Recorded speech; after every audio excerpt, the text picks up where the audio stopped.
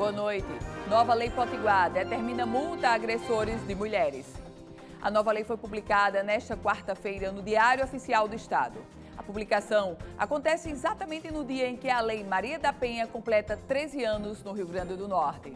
E você vai ver ainda, o mês de agosto chegou com muitos ventos fortes na região nordeste brasileira.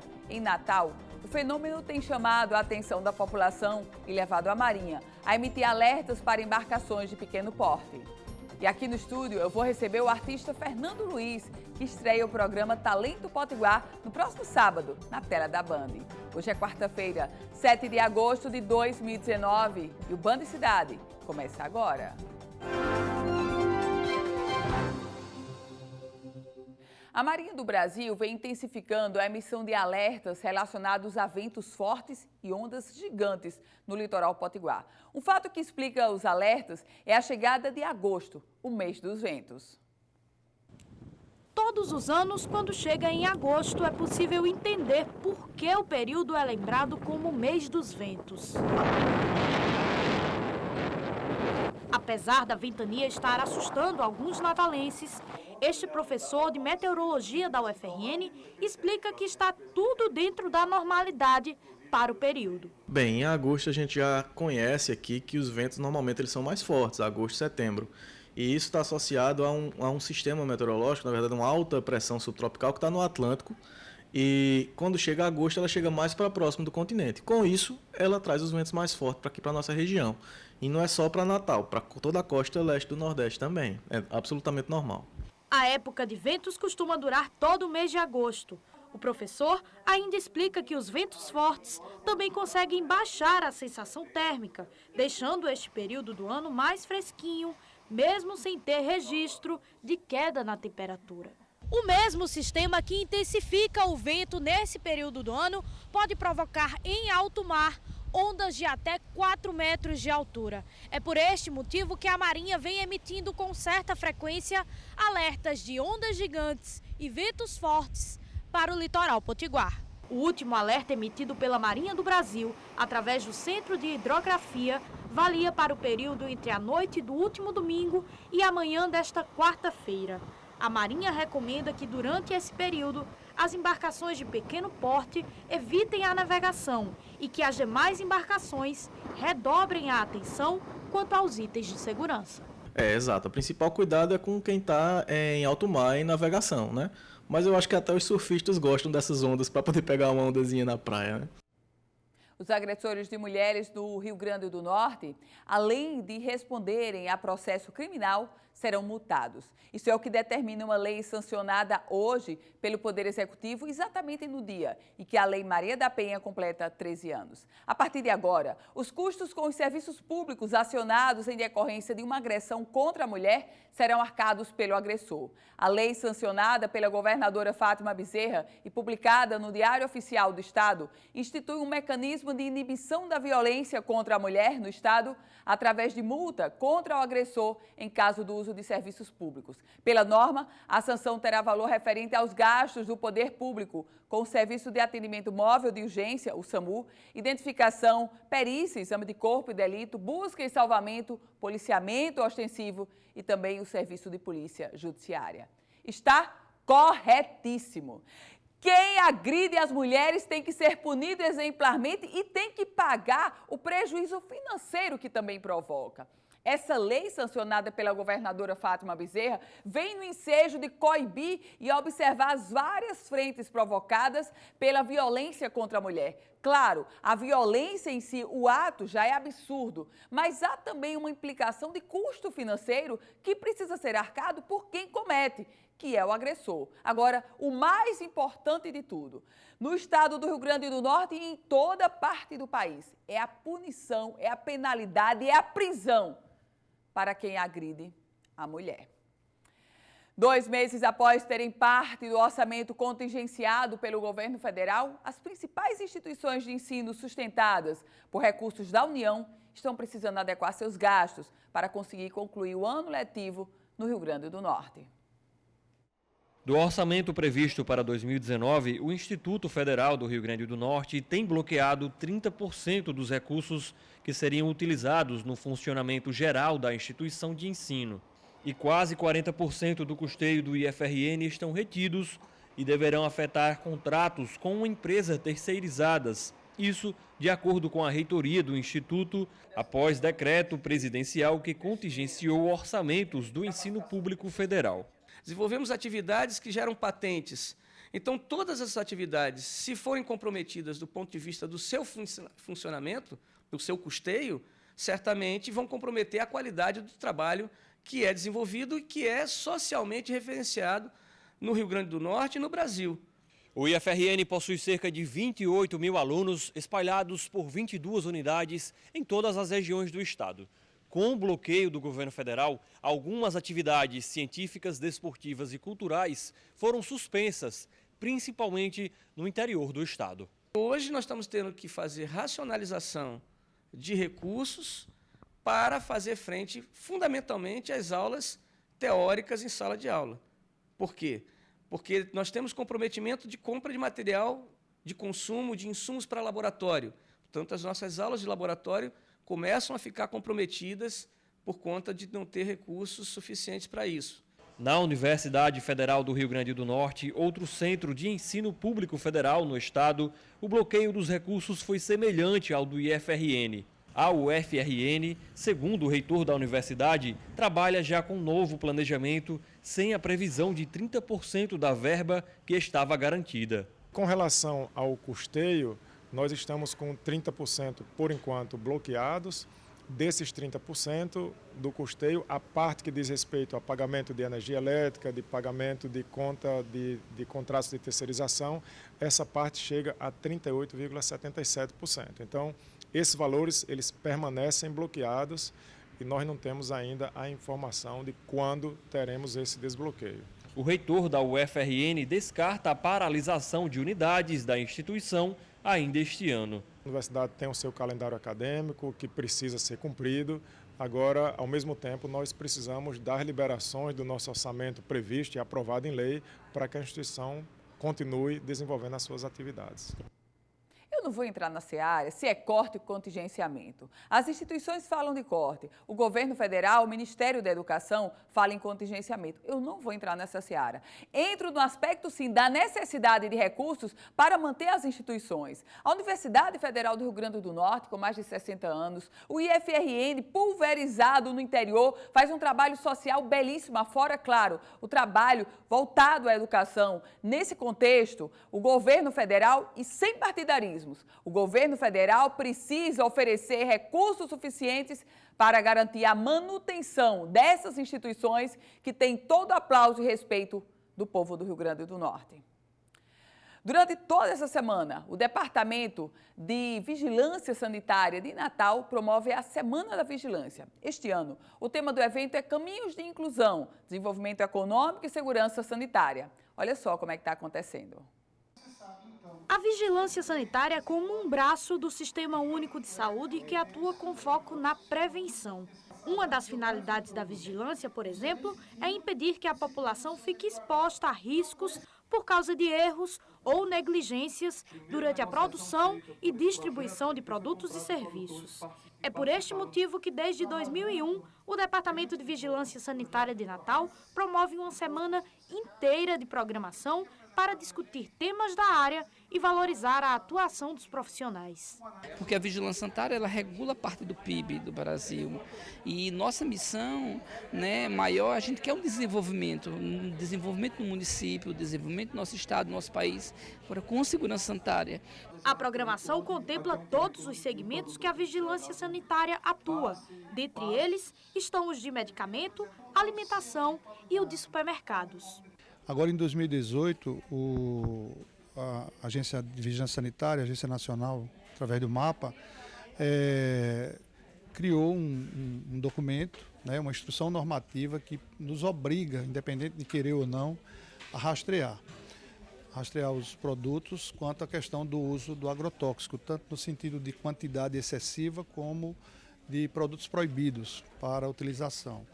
E os supermercados estão muito empenhados em fazer cumprir essa instrução normativa. De acordo com o chefe da Vigilância de Natal, o evento também tem como objetivo desconstruir a imagem de que a vigilância possui um caráter apenas punitivo. Então, ela é todo um trabalho, né, orientativo, educador, que se tem de bastidores, que senta de melhorar determinados segmentos, né, para desenvolver mesmo. Né, ela não é pouco perceptível. A programação da 8ª Semana de Vigilância Sanitária de Natal segue até esta sexta-feira. E a gente confere agora a previsão do tempo para amanhã, quinta-feira, 8 de agosto. Em Natal, vai fazer sol, mas poderão ocorrer pancadas de chuva à tarde e a mínima aqui na capital é de 22 graus e a máxima vai alcançar os 30 graus. Em Umarizal, na região oeste, vai fazer sol, não chove por lá. Mínima de 18, máxima de 33 graus. Já em Serra Negra do Norte, na região Seridó-Potiguar, o dia fica ensolarado, mínima de 19 graus e a máxima de 33 graus. O Band Cidade volta em instantes.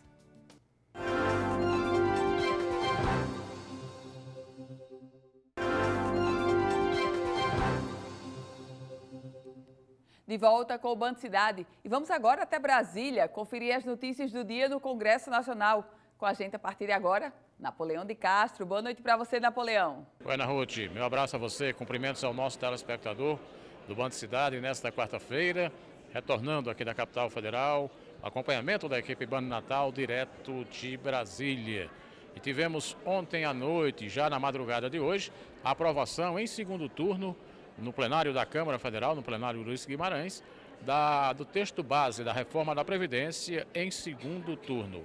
Por 369 votos a favor e 124 contra, o texto foi aprovado no plenário da Câmara Federal. Nesta noite, Ana Ruth, o debate é em cima dos destaques desse texto da reforma da Previdência. Uns 7 a 8 destaques vão ser apreciados pelos parlamentares.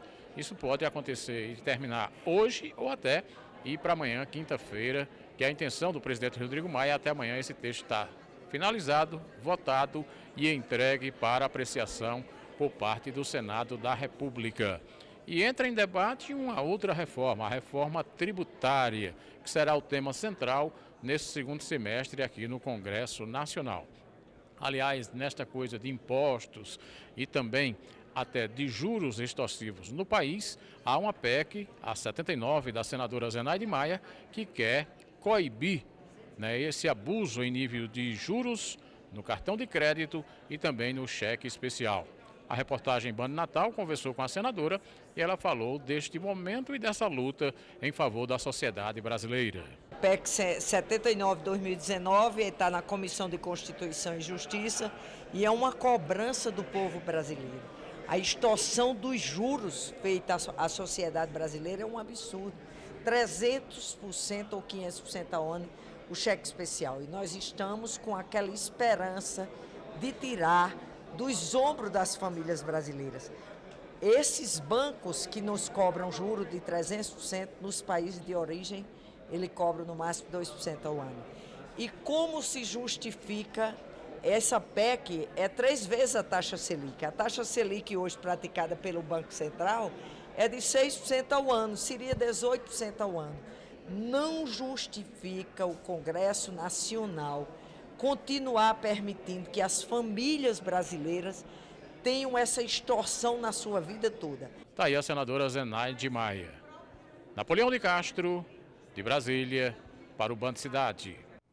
Obrigada, Napoleão. E aí, nesse contexto, Napoleão, hoje está a grande expectativa. A aprovação em segunda discussão na Câmara do texto base não foi surpresa. Só que o problema, a preocupação do governo federal está para esta noite de quarta-feira. Isso porque a oposição está propondo vários destaques e são os destaques que podem desidratar o foco principal da reforma da Previdência, assinada pelo presidente da República, Jair Bolsonaro. Agora, Napoleão, você falava sobre outro aspecto, reforma tributária. Essa aí vai ser tão discutida quanto a previdenciária. Embora a população fique muito à margem da reforma tributária, mas ela trará impacto na vida de todos nós. E tem um complicador. No caso da reforma da Previdência, foi um projeto que sofreu emendas, que teve discussão. No caso da reforma tributária, são 3 propostas. 2 propostas que já estão lá no Congresso Nacional, inclusive uma do deputado Baleia Rossi, do MDB de São Paulo, e uma outra proposta do governo federal, trazida com o DNA do ministro da Economia, Paulo Guedes. 5 anos depois do prazo estipulado para o fim dos lixões, eles ainda estão aí, presentes em mais da metade das cidades brasileiras. Esse é um problema que coloca em risco o meio ambiente e a saúde de mais de 40 milhões de pessoas. Os caminhões entram e saem o tempo todo. São cerca de 700 por dia. Estamos no aterro sanitário de Caieiras, na Grande São Paulo, o maior da América Latina. Aqui chegam cerca de 220 mil toneladas de lixo por mês, vindas de 19 cidades da região. O diferencial de um aterro sanitário está mesmo naquilo que a gente normalmente não consegue ver, que é todo o trabalho de engenharia que tem aqui dentro.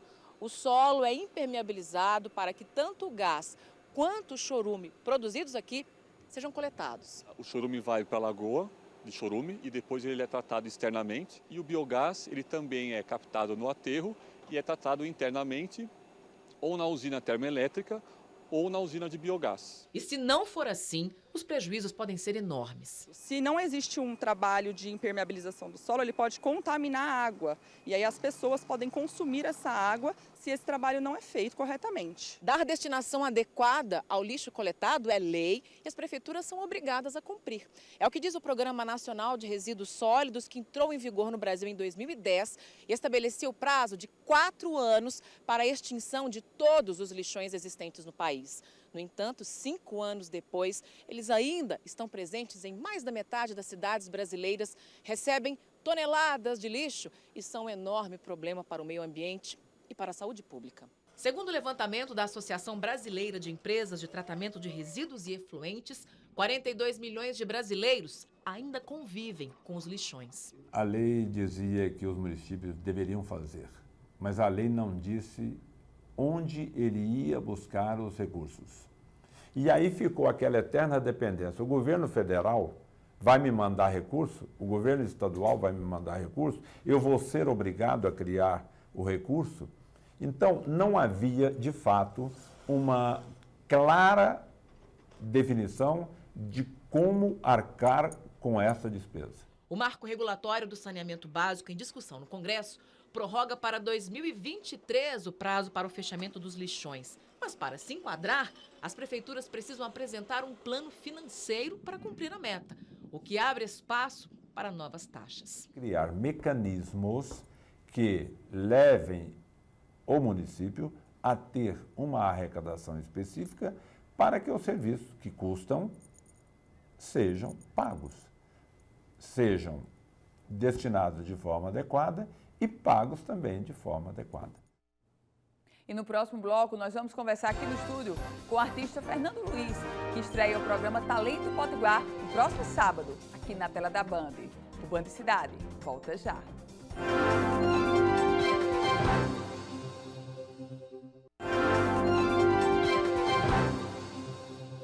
De volta com o Band Cidade. Eu recebo aqui no estúdio o artista Fernando Luiz, que estreia no próximo sábado o programa Talento Potiguar, aqui na tela da Band.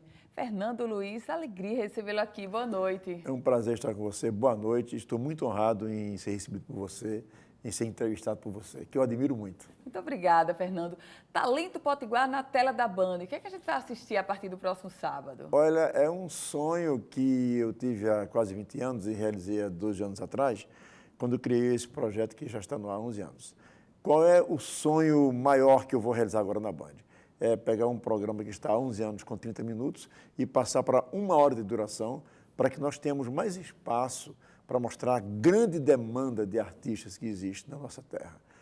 Entendeu? Com concursos, com projetos, com clipes, com projetos culturais sem um viés popularesco, mas fortalecendo a cultura popular e abrindo espaço para todos os estilos musicais. Então, significa, eu vou falar para você agora com certeza absoluta, é um passo novo na TV Potiguar. Eu te asseguro, não estou querendo ser presunçoso, mas tanto na TV Potiguar como para a importância que tem para os músicos, é um projeto que vai abrir muito espaço dá muito o que falar no bom sentido e muito retorno positivo para os nossos artistas. Fernando, me chama a atenção a expressão que você usou há pouco. Você disse todos os ritmos, ou seja, um programa extremamente democrático. Claro, perfeito. Eu usei um termo que eu tive a ideia de criar, esse termo até por acaso, dizendo que nós não temos patrulhamento cultural. O que é o patrulhamento cultural? É você, quando levar um artista, por exemplo, mais popular, ou você diminuir o espaço dele, ou cortar o espaço, ou fazer galhofa, mostrar como se fosse uma coisa engraçada. Entendeu? Às vezes, os artistas das comunidades mais populares sofrem essa discriminação. E a gente é contra isso sem ser contra, digamos assim, de maneira radical, mas a gente procura combater isso. Então, no nosso palco, vem o artista que canta no barzinho, o que canta forró, o que canta brega, o que canta romântico. Se tem um projeto cultural para divulgar, a gente abre espaço. A gente só não facilita a vida de quem faz uma música, um tipo de música que discrimina a mulher, que incentiva a violência, o consumo de drogas. Aí a gente tem um certo cuidado com isso aí. Porque o nosso projeto ele é meramente artístico, mas com um viés cultural e que tem um alcance social também, na medida que descobre talentos e promove os artistas da nossa cidade. Fernando Luiz, e por falar aí nesse descobrir talentos, como é que você avalia esse cenário hoje posto no Rio Grande do Norte para esses talentos culturais? Olha, a minha ideia de fazer um programa nesse viés é porque, como eu sou um cantor popular, denominado brega, no começo eu sofri muito preconceito, por mais que eu fosse sucesso no Nordeste. Então, o que é que acontece com o Rio Grande do Norte? Nós tínhamos uma preocupação de que os artistas se consagravam aqui não conseguiam se projetar lá fora. É difícil um artista nosso se projetar. Por quê? Se nós temos tantos talentos. Por que Espanta Jesus teve que ir para Fortaleza? Por que Dorival teve que ir para Fortaleza? Por que isso?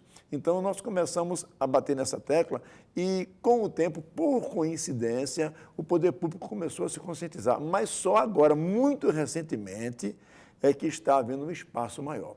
Eu peço permissão a você para citar como um bom exemplo o que a Prefeitura está fazendo no Centro Histórico. Prefeitura de Natal. De Natal, um exemplo maravilhoso. E a Band está, inclusive, inserida nesse contexto, que foi o que me chamou a atenção, porque eu vi uma coisa que eu nunca vi ano passado.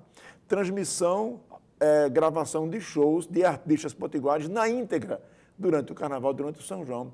Então, eu vejo a cena com muito otimismo, embora muito tenha que ser feito ainda, mas estamos numa fase assim muito boa e numa maré muito boa para os nossos talentos. E você estava me falando, antes da gente entrar agora no estúdio, você estava me falando da Mais Bela Voz. Pois é, cara, eu não gosto de falar assim em detalhes que as pessoas calculam minha idade, mas em 68, quando eu tinha 17 anos, eu participei com o Giliardi da Mais Bela Voz aqui em Natal. Resumindo, a Mais Bela Voz foi criada em Recife, pela Rádio Olinda, para fazer um concurso com as emissoras católicas de todo o Nordeste. Ficou um movimento tão forte que até hoje, em algumas regiões do estado, existe a Mais Bela Voz. E nós criamos, estamos precisando de grandes intérpretes. Com todo respeito a todos os estilos, mas os grandes intérpretes estão escondidos. Tem cantores excelentes nos bolsões de pobreza, nas cidades distantes, que não tem como mostrar o seu talento. Então, eu idealizei fazer um concurso, a Mais Bela Voz Potiguar, que a Band, através de Carlinhos, a quem eu quero agradecer a direção, topou de cara uma parceria. É uma das razões da minha vinda para cá, para compartilhar ideias nesse processo de descobrir talentos. Então, nós vamos criar a Mais Bela Voz Potiguar. Eu já estou fazendo um show no dia 28 de setembro em Macaíba, na Mais Bela Voz, que a Prefeitura de Macaíba está fazendo, certo? Mas a partir de setembro nós vamos ter um projeto mais abrangente. Band, Talento Potiguar, Fernando Luiz, em nível de estado e também da cidade de Natal. A Mais Bela Voz Potiguar, hein? Tenho certeza que vai ser um grande sucesso. Fernando Luiz, e o Rio Grande do Norte já revelou tantos cantores, mais um espaço para a gente buscar novos. Com certeza. Eu não costumo reclamar, digamos assim.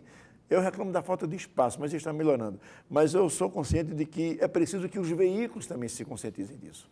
Fernando Luiz, alegria recebê-lo aqui, sucesso. Muito obrigado. 11h30 da manhã, próximo sábado, Talento Potiguar, agora melhor do que nunca. Um abraço, obrigado a você pela oportunidade. Obrigada, Fernando. Sucesso, a gente vai estar ligado. Com certeza. E o Band Cidade vai ficando por aqui. Lembre-se que todas as informações da política você acessa no politicaemfoco.com, o site especializado na política do Rio Grande do Norte e do Brasil. Você acompanha agora o Jornal da Band e a gente volta a se encontrar amanhã. A você, excelente noite.